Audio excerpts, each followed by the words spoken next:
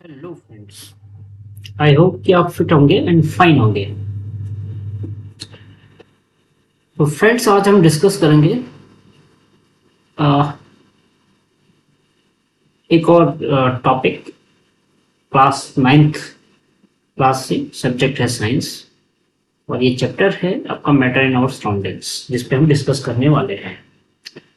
तो सबसे पहले मैटर की डेफिनेशन को देख लेते हैं कि मैटर की डेफिनेशन क्या होती है। और जब भी आप स्टडी करें फ्रेंड्स, तो की वर्ड्स को अंडरलाइन जरूर किया जाए। तो जैसे matter is a substance that occupies space and contain mass. तो हम एक तो की इन कीवर्ड्स को ये अंडरलाइन कर लें, और ये कंटेन मास को, यानी कि सब्सटेंस जो स्पेस ऑक्यूपाई करता है और जिसमें मास होता है वो मैटर है। For example, pen, pencil and any object that we see in our surroundings, यानी कि आवर सराउंडिंग्स में एयर भी इंक्लूड है। एयर में डिफरेंट गैसेस होते हैं प्लस डस्ट पार्टिकल भी होते हैं। तो इन दोनों में, गैसेस में या डस्ट में, मास भी होता है और स्पेस भी ऑक्यूपाई करते हैं। अब चलते हैं कि इंडियन फिलोसफर क्या कहते हैं मैटर के बारे में। A matter can be in form of air, space, water, fire, earth, generally we call पंच तत्व। तो इंडियन फिलोसफर का ये कहना है कि कोई भी मैटर पंच तत्वों का बनाता है। इन पंच तत्वों में air, space, water, fire and earth शामिल है। और सिमिलर व्यू है एंशियंट ग्रीक फिलोसफर का। और मॉडर्न साइंटिस्ट क्या सोचते हैं इसके बारे में, क्योंकि मॉडर्न साइंटिस्ट के पास तो बहुत सारे तरीके भी हैं, बहुत सारे मशीन्स भी हैं, डिवाइसेस हैं टेस्ट करने के लिए। तो उनकी स्टडी को इन डिवाइसेस से या इन तरीकों से काफ़ी हेल्प मिली है। और उससे क्या हुआ कि मॉडर्न साइंटिस्ट ने ऑब्जेक्ट्स को उनके चेंजिंग बिहेवियर के ऊपर दो पार्ट में डिवाइड किया है। एक तो है कि एक मैटर में फिजिकल प्रॉपर्टीज में चेंज होती है, तो फिर उसका बिहेव कैसा होता है, और केमिकल प्रॉपर्टीज में चेंज होती है तो उसका बिहेव कैसा होता है। तो इनको दो पार्ट में इस तरह से डिवाइड किया गया है। लेकिन आज का हमारा जो टॉपिक है वो फिजिकल प्रॉपर्टीज के ऊपर है, यानी कि किसी मैटर के जो पार्टिकल्स हैं तो उनका फिजिकल फॉर्म कैसा होता है और किस तरह का उनका पोजीशन है उस मैटर के अंदर, इस पे सेंट्रलाइज है।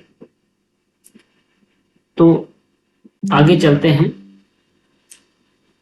जैसे मैंने सबसे पहले मैं अपने उस स्टेटमेंट को रिलेट करता हूँ जो अभी मैंने कहा था, केमिकल एंड फिजिकल प्रॉपर्टी। तो उनकी डेफिनेशन मैंने यहाँ पर दी हुई है।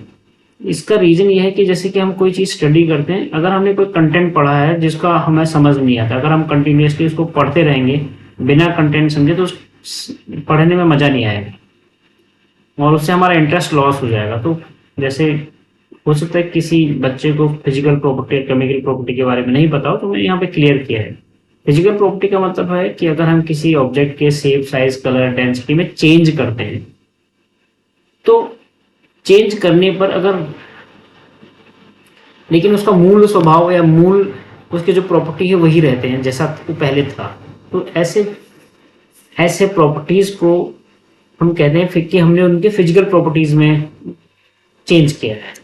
फॉर एग्जाम्पल, अगर मैंने एक पेपर को फाड़ा है तो दोनों पीस, यानी कि जो फटे हुए पीस है, दोनों की प्रॉपर्टी सेम है, कोई चेंज तो हुआ नहीं। चाहे मैं कितना भी उनका छोटा कर दूं तो वो उनकी प्रॉपर्टीज वैसी ही रहेंगी जैसे उस बड़े पेपर की थी।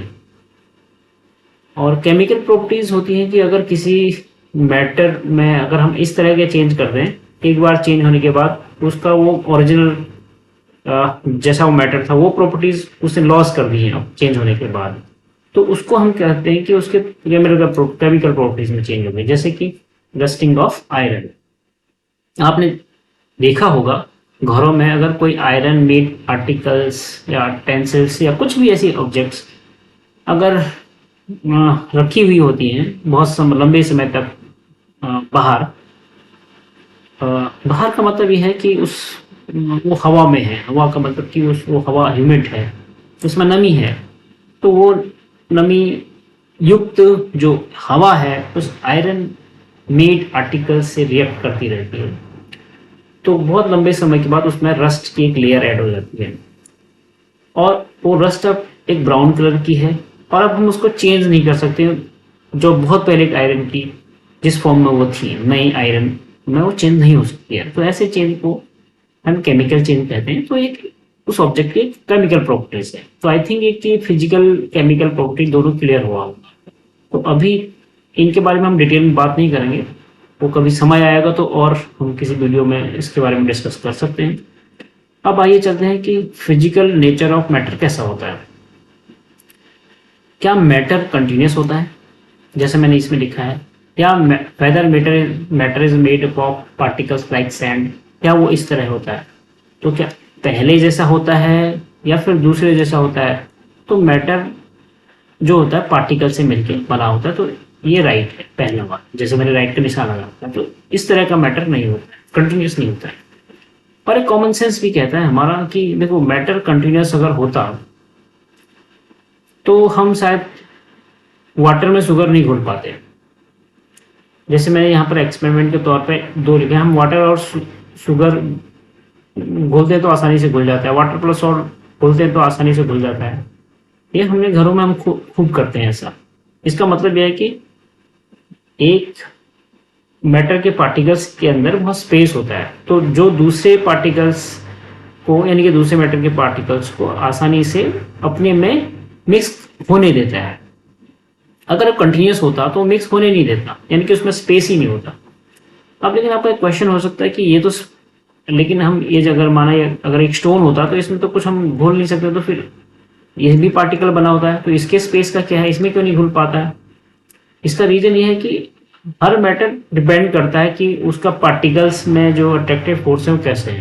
क्योंकि अट्रैक्टिव फोर्स क्या होता है, एक पार्टिकल से दूसरे पार्टिकल के बीच को की बॉन्डिंग को दिखाता है। जितना अट्रैक्टिव फोर्स ज्यादा होगा उतनी बॉन्डिंग अच्छी होगी, और वो पार्टिकल एक दूसरे से अलग नहीं हो सकते हैं। तो एक सॉलिड है जिसमें अट्रैक्टिव फोर्स बहुत ज्यादा है, तो पार्टिकल्स बहुत नजदीक हैं, जिसमें स्पेस नेग्लिजिबल है, तो हम कोई और इसमें मिक्सर को ऐड नहीं कर सकते हैं। यहाँ पर तो साइज ऑफ उन पार्टिकल्स का क्या साइज होता है? Size of particles are beyond imagination. हम जितना सोच सकते हैं कि छोटा है, हो सकता है उससे भी छोटा। तो कुछ हद तक पार्टिकल्स इस तरह से रहते हैं मैटर के अंदर। तो जहां तक साइज की बात है, एक एडिशनल इंफॉर्मेशन है कि डाल्टन साहब एक थे जो बहुत बड़े साइंटिस्ट हुए हैं, तो उन्होंने ये कहा कि कोई भी मैटर है और एटम से बना होता है, और ये बहुत टाइनी पार्टिकल है एक तरह से, और ये जो है इनडिविजिबल है, यानी कि इसको फर्दर डिवाइड नहीं किया जा सकता, यानी कि सबसे बेसिक यूनिट है। बेसिक यूनिट तो अभी भी है, क्योंकि किसी मैटर से अगर हम एटम एक्सट्रैक्ट कर रहे हैं तो वो एटम की स्टडी पर हम ये बता सकते हैं कि ये मैटर कैसा होगा, यानी कि उस मैटर की प्रॉपर्टी क्या होगी जिससे ये एटम एक्सट्रैक्ट किया गया है। लेकिन बाद में एटम के अध्ययन के बाद ये पता चला कि एटम में और सब एटॉमिक यूनिट होते हैं, पार्टिकल्स होते हैं, जैसे इलेक्ट्रॉन, प्रोटॉन, न्यूट्रॉन। तो बाद में फिर ये पता चला कि प्रोटॉन न्यूट्रॉन क्वार्क्स से बने होते हैं। तो साइंस की स्टडी लिमिट में कोई लिमिट नहीं है, जितना खोजा जाए उतना कम साइंस में। तो अभी तक का मैटर की कैसे बना है वो व्यवस्था ये है, राइट। तो हम आगे चलते हैं इसमें और इसके बारे में और स्टडी करते हैं। अब है पार्टिकल्स के कैरेक्टरिस्टिक के बारे में पढ़ेंगे। मैटर में जो पार्टिकल्स होते हैं उनकी क्या कैरेक्टरिस्टिक, कुछ तो हमने डिस्कस कर लिए और कुछ और हम डिस्कस कर लेंगे। देखें इसमें क्या लिखा है। Particles of one type of matter get into spaces between particles of the other, it means there is enough space between particles of matter. For example, T and coffee, ये हमने डिस्कस किया है। हम वही डिस्कस कर रहे हैं कि एक मैटर के पार्टिकल्स में स्पेस होता है, तो इसलिए दूसरे मैटर के पार्टिकल को स्पेस मिल जाता है मिक्स होने में। तो कह रहा है कि इसका मेन कहने का मतलब है कि स्पेस होता है पार्टिकल्स के बीच। दूसरा है कि वो कंटिन्यूसली मूव करते रहते हैं, यानी कि उसमें काइनेटिक एनर्जी होता है, पार्टिकल्स में किसी ऑब्जेक्ट के अंदर, तो वो मूव करते रहते हैं। लेकिन किसी मैटर में तो हमें दिखाई नहीं देते हैं। यस, हमें दिखाई नहीं देते हैं क्योंकि ये डिपेंड करता है मैटर टू मैटर के। जैसे सॉलिड, लिक्विड या गैसेस में जो काइनेटिक एनर्जी होती है पार्टिकल्स में, वो अलग अलग होती है। जो गैस में बहुत ज़्यादा होती है कंपेरेटिव टू सॉलिड और लिक्विड। ओके, नेक्स्ट आता है इसमें कंटिन्यूसली मूविंग में कि एक, जैसे मैंने बताया, एक मैटर के पार्टिकल दूसरे मैटर के पार्टिकल में मिक्स हो जाते हैं, उस इंटरमिक्सिंग को कहते हैं डिफ्यूजन। यानी कि उस प्रोसेस को हम कहते हैं डिफ्यूजन। ठीक है, और diffusion becomes faster on heating. ये डिफ्यूजन और फास्ट हो जाता है जब हम उस मैटर को गर्म करते हैं। गर्म करने का मतलब यह है कि उसमें हम काइनेटिक एनर्जी को बढ़ा देते हैं। तो जैसे ही काइनेटिक एनर्जी बढ़ी, पार्टिकल्स और तेजी से मूव करने लगे, तो प्रोसेस फास्ट हो जाता है। यहाँ पर मैंने डेमोन्स्ट्रेट किया है कि एक बर्तन में मैंने दो अलग अलग तरह के पार्टिकल्स रखे हैं, यानी कि वो किसी अलग अलग मेटल के हैं। एक ब्लू कलर में है, किसी एक मेटल का है, येलो कलर में किसी दूसरे मेटल का है। तो अगर हम इसको मिक्स करते हैं तो समथिंग लाइक ऐसा बन जाता है, राइट। हमें पता नहीं चलता कि फिर कौन सा मेटल क्या है। तो कहने का मतलब ये है कि एक ये ब्लू वाले पार्टिकल्स, ये समझ लो कि इन्होंने स्पेस दे दिया है येलो पार्टिकल्स को घुलने के लिए। तो घुलने के बाद ये हो जाता है, यानी कि डिफ्यूजन प्रोसेस हो गया यहाँ पे। नेक्स्ट प्रॉपर्टी है पार्टिकल्स की, कि particles of matter attract each other. Yes, अभी मैंने बताया कि इनके बीच अट्रैक्ट ईच अदर तो ये करेंगे बिकॉज कि तभी ये कोई मैटर की डेफिनेट शेप साइज होगा, और ये हम देखते ही हैं। वो इसीलिए होता है क्योंकि उनके बीच में एक अट्रैक्टिव फोर्स होता है, इसलिए। लेकिन हम उनको कंटिन्यूस इसीलिए ही देख पाते हैं क्योंकि उनमें अट्रैक्टिव फोर्स होता है, एक दूसरे से चिपके होते हैं। अट्रैक्टिव फोर्स है, इसमें भी अट्रैक्टिव फोर्स है, और ये पूरा मैटर है।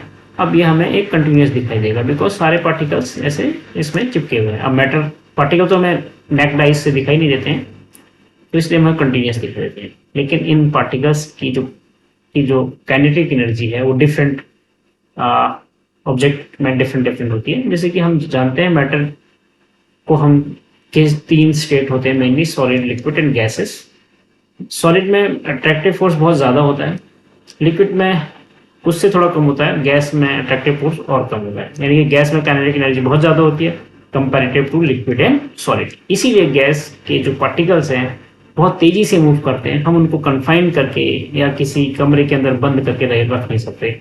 हालांकि कमरा लॉक नहीं होना चाहिए, कुछ ऐसा इंसुलेटेड नहीं होना चाहिए बाहर से। अगर हम कमरे में कोई धुआं लगाते हैं या कोई और गैस रिलीज करते हैं किसी और तरह का, या किसी लैब में, आप देखते होंगे कि गैस बड़ी तेजी से फैलती है और ये दरवाजों से, खिड़कियों से बाहर निकल जाती है। तो इसके पार्टिकल्स बहुत फ्री होते हैं एकदम, यानी कि उनकी काइनेटिक एनर्जी को हम नहीं एक दूसरे तक, मतलब एक खास स्पेस तक या एक सर्टेन एरिया तक सीमित नहीं रख सकते। बट साइंस ने इससे और भी आगे कदम बढ़ाया है, तो एक और स्टेट का जो है डिस्कवरी की है, जैसे प्लाज्मा। ये फोर्थ स्टेट कहा गया है मैटर का, जो कि it is formed when gas is heated. और इसके बारे में जानकारी के लिए मैंने एक वेबसाइट रेफर किया नीचे, अगर आप इसमें जाएंगे तो इसमें प्लाज्मा के बारे में और भी अध्ययन कर सकते हैं। तो इससे हो सकता है आपको और इंटरेस्ट बढ़े पढ़ने में। नाउ नेक्स्ट पेज पे चलते हैं। इसमें मैंने कुछ क्वेश्चन बनाए हैं और इनका आंसर देने की आपको कोशिश करनी है। आई होप कि अगर आपने इसको ढंग से सुना है, पढ़ा है, नोट किया है, तो आप इनका आंसर आसानी से दे पाएंगे। और कभी भी हम पढ़ें कुछ भी चीज़ ऐसा एग्जाम पॉइंट ऑफ व्यू से, तो हम पढ़ने के बाद अपने खुद के क्वेश्चन बनाएं और उनका खुद आंसर देने की कोशिश करें। अगर हम ऐसा करेंगे तो आई होप कि हम अपने बेसिक जो नॉलेज है उसको और स्ट्रॉन्ग बना पाएंगे। तो आई होप कि आपको ये इंफॉर्मेटिव लगा होगा, and thank you for watching this video. फिर से मिलेंगे किसी और वीडियो में एक और टॉपिक के साथ। तब तक के लिए गुड बाय।